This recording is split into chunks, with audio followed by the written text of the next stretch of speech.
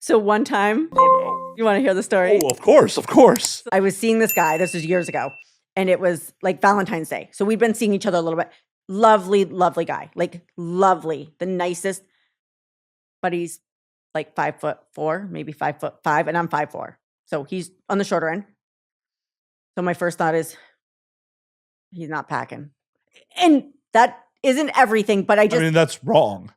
So many of those little dudes have just huge. Right. So my first thought is he's not packing, and whatever he's packing probably isn't going to be anything that I'm going to like. You know, I'm thinking like micro, like that's what I was thinking. I don't know why I was thinking that, but that's what I was thinking. So judgmental. So judgmental. And like, really, I mean, he took me to a beautiful dinner. He got me, that's back when you had the iPods. He got me an iPod and like a dozen roses. I mean, he was lovely. I mean, he spoiled me. He was so kind. But that was also like, I knew that that was the night that we were going to have time, because like that's what everything kind of leading up to. So I was nervous because I'm like, going to be good. This isn't going to be good. This isn't going to be good. Like, and literally he went down on me and I was like, oh my God, this sucks. And then and wasn't good. And at one point I was like, I just want to just stop. I just want to go to bed. He's like, but I want to make you come. And I go, you're not going to make me come. So just stop. I want to go to bed. And I rolled over and went to sleep at his house. I didn't even leave.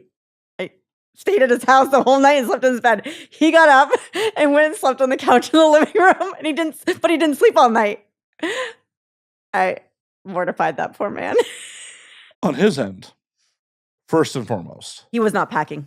It was a micro, but it was pretty close. Sure. Is what it is. Guess like that's beyond his control.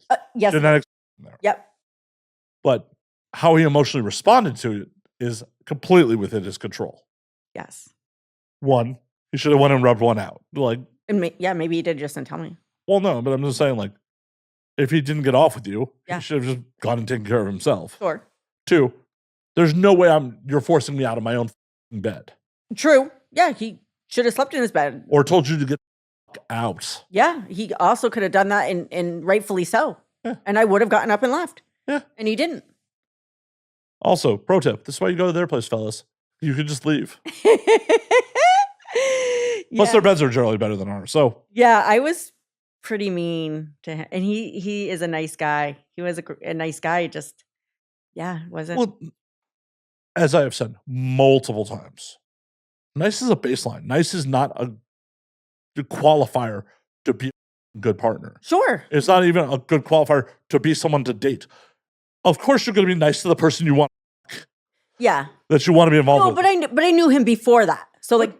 But still, nice is a baseline. It is not exceptional. Anyone can be nice. True. Some of the most horrible human beings I know can be nice when they need to be. Of course, we all can. All these dudes who like are upset are like, well, I can't get a girl because I'm nice. But I'm nice. Like, develop talent. Offer something. Do you have a job? Do you have a car? Let's start. Well, not even on the material things. Are you entertaining? Are you fun to be around? Sure.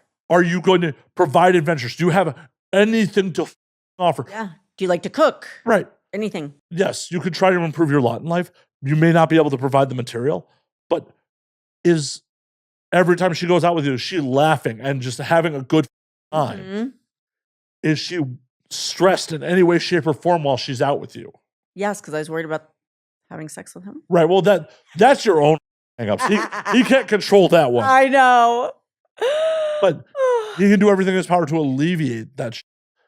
If he's distracting you with his bullshit and what else he is doing, being entertaining, maybe you wouldn't have been so,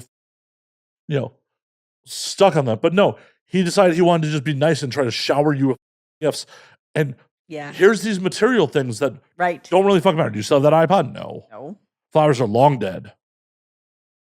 But if he had given you a ridiculous experience on the positive, you'd still be talking about it. Sure. Of course. I have an ex-girlfriend.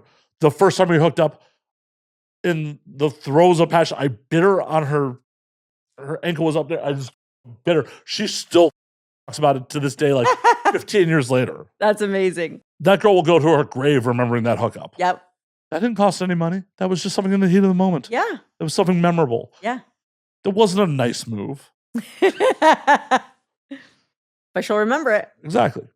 Just be memorable. That's the key. Be memorable. Have something else to offer. No, nice doesn't just cut it.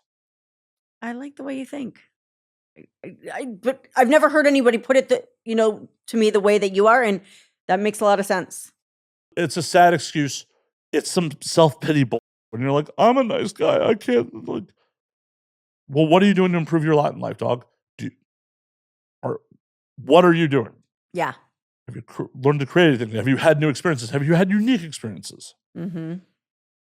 What makes you interesting? Because at the end of the day, no matter who you are, everyone has options. Yes. So why are they going to choose you? Right. Much like what we do for a living, how are you going to stand out from the noise? Yeah. In a world of options where they're readily presented to you, that if you picked up your phone right now and swiped right, I'm sure within a few swipes you would have a match.